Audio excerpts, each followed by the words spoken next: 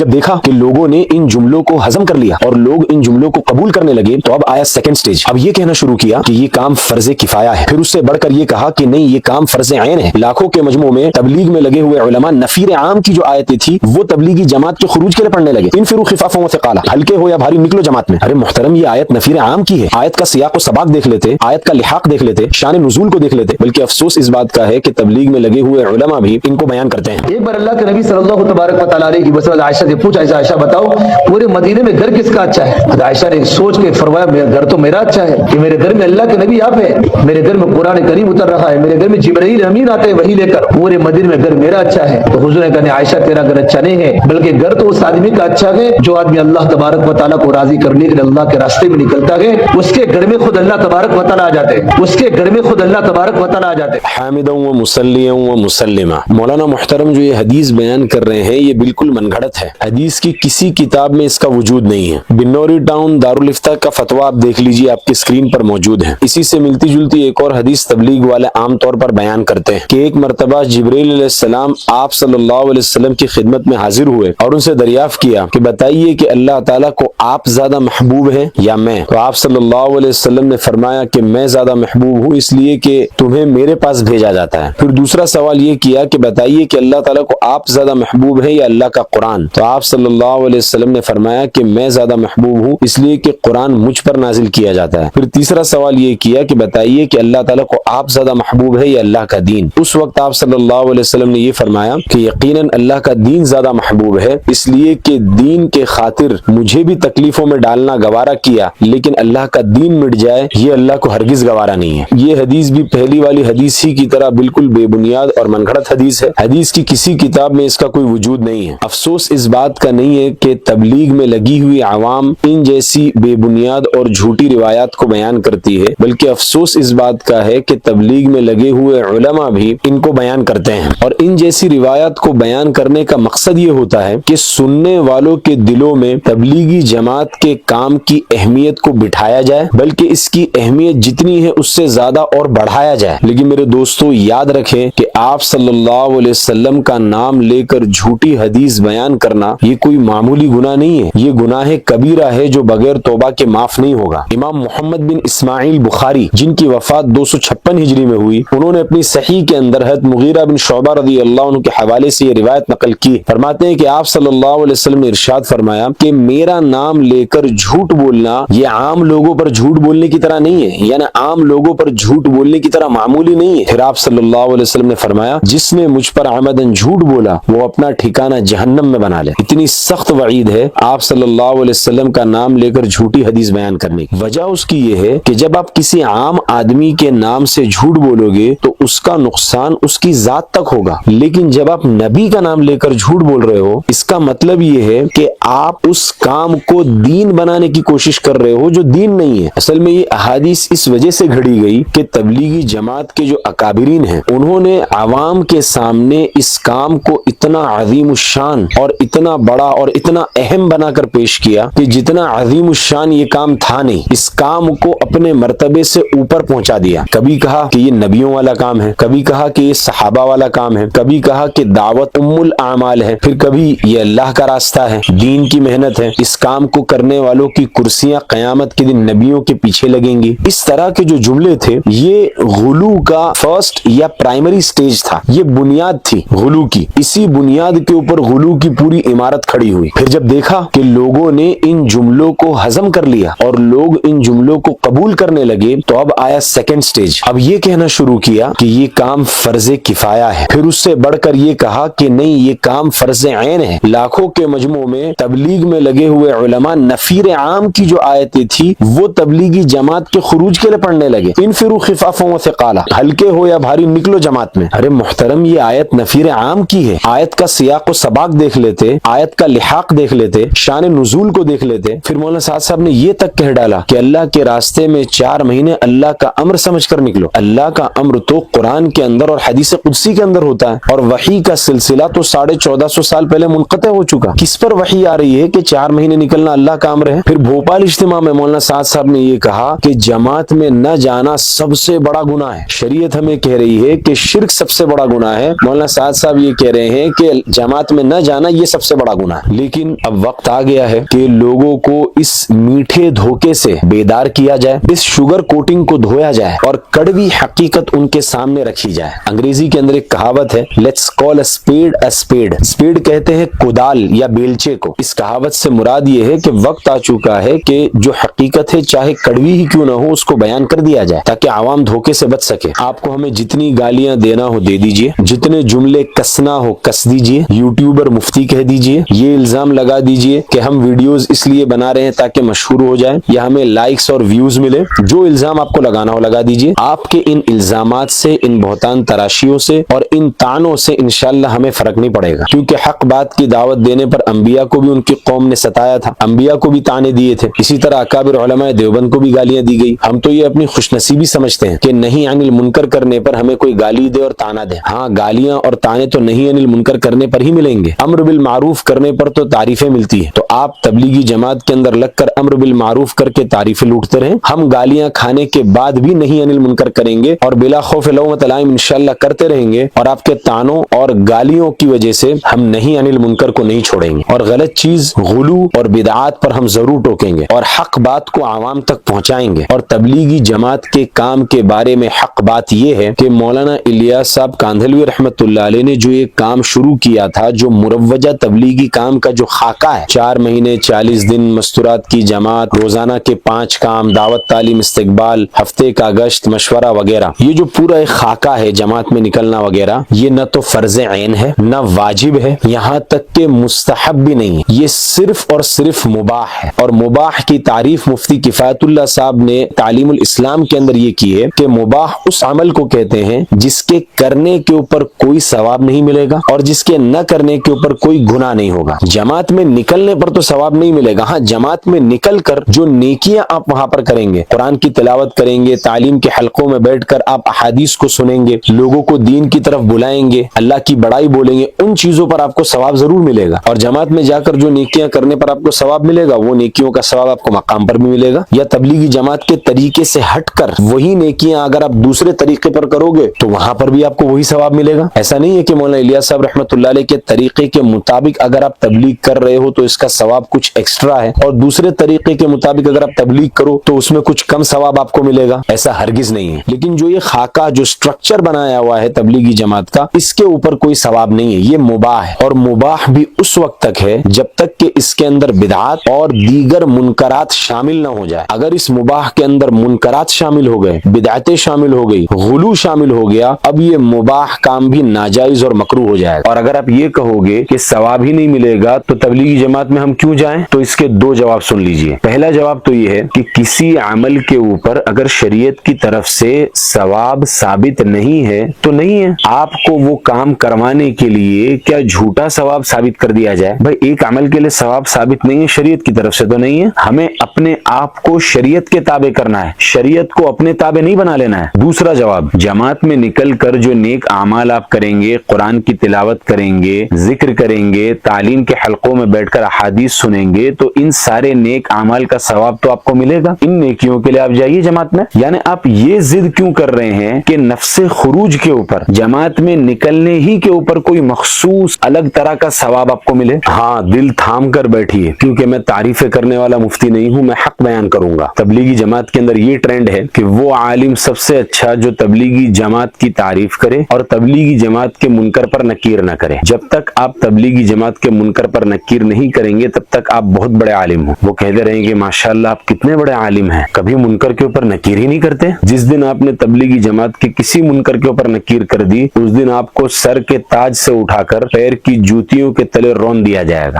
آپ کی ساری بزرگی اسی پر ٹکی ہے کہ آپ نہیں انل منکر نہ کریں. دوسری بات یہ کہ تبلیغی جماعت کا جو کام ہے یہ بہت محدود ہے. یہ صرف مسلمانوں کے درمیان ایک اصلاحی کوشش کا کام ہے, یعنی مسلمان آپس کے اندر ایک دوسرے سے ملاقات کرے اور آپسی اصلاح کی کوشش کرے, لیکن یہ مسلمانوں کے درمیان محدود ہے. تبلیغی جماعت والے غیر ایمان والوں میں کام نہیں کرتے, مثلا ہندوؤں کو اسلام کی دعوت نہیں دیتے, اسی طرح عیسائی ہے, یہودی ہے اور دیگر قومیں ہیں, ان کو اسلام کی طرف نہیں بلاتے. تو یہ دعوت اور تبلیغ اور امر بالمعروف اور نہی عن المنکر کا جو میدان ہے, اس میدان کا ایک چھوٹا سا حصہ ہے تبلیغی جماعت کا کام, کہ مسلمانوں میں آپس میں اصلاحی کام کرنا، اس کو آپ وین ڈائیگرام سے اچھے سے سمجھیے. یہ آپ کی اسکرین کے اوپر ہے. آپ کی اسکرین پر جو یہ تصویر ہے اس میں آپ کو 3 دائرے یعنی 3 سرکلز دکھ رہے ہیں. ایک سب سے بڑا سرکل ہے اور اس کے پیٹ میں ایک میڈیم سائز کا سرکل اور دائرہ ہے، اور اس میڈیم سائز کے سرکل اور دائرے کے پیٹ میں اس سے بھی چھوٹا ایک سرکل اور دائرہ ہے. جو سب سے بڑا سرکل اور دائرہ ہے یہ اسلام کو ریپرزینٹ کرتا ہے. یہ ہے پورا اسلام. اس میں ایمانیات ہے، عبادات ہیں، عقائد ہیں، معاملات، معاشرت اور دیگر دسیوں چیزیں ہیں جو اسلام کے اندر آتی ہیں. پھر اس بڑے دائرے کے پیٹ میں جو میڈیم سائز کا جو گول دائرہ اور سرکل ہے یہ دعوت اور تبلیغ کو ریپرزینٹ کرتا ہے. اب یہ جو میڈیم سرکل ہے جو دعوت اور تبلیغ کو ریپرزینٹ کرتا ہے یہ اپنے اندر ایک بہت وسیع مفہوم کو لیے ہوئے. اس کے اندر صرف مسلمانوں کی آپسی اصلاح کا کام نہیں ہے، اس میں قتال و سیر بھی داخل ہے، فوج اور پولیس بھی داخل ہے، وہ بھی امر بالمعروف اور نہی عن المنکر کرتے ہیں. پھر غیروں کو اسلام کی دعوت دینا بھی اس میں شامل ہے، جس طرح مولانا کلیم صدیقی صاحب کر رہے تھے، ڈاکٹر ذاکر نائک کرتے ہیں اور دیگر بہت سارے لوگ کرتے ہیں. پھر اسی طرح اسلام پر ہونے والے اعتراضات اور اسلامو فوبیا کا جواب دینا یہ بھی اس میں شامل ہے، جیسے مفتی یاسر ندیم الواجدی صاحب کر رہے ہیں. اور اس کے اندر مسلمانوں کا آپس میں ایک دوسرے کی اصلاح کے لیے کوشش کرنا یہ بھی داخل ہے. ہم اس سے انکار نہیں کر رہے ہیں، یہ بھی اس میں دعوت اور تبلیغ اور